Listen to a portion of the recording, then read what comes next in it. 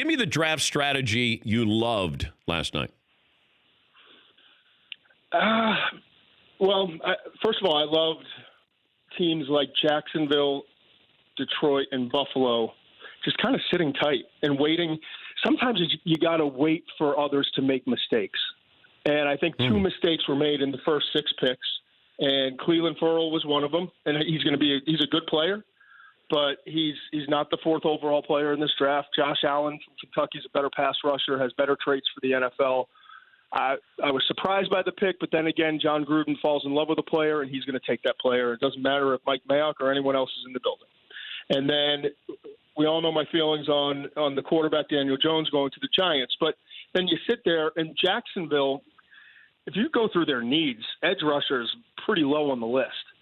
But when you get a player like Josh Allen that falls to you in that spot at number 7, and when you thought maybe he could go 3 to the Jets, 4 to Oakland, 5 to Tampa, you take advantage of it. And that's what they did.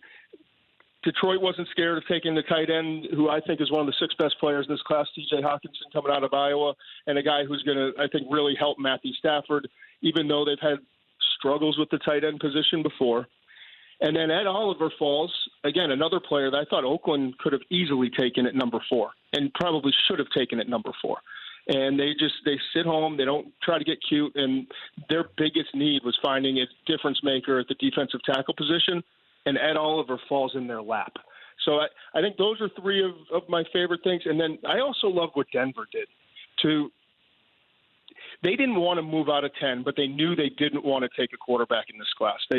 Whether you like Joe Flacco or not, it makes sense to bring in Joe Flacco and then not bring in a quarterback at number 10. It's just going to create a problem. So let's give Flacco a year, see if it works.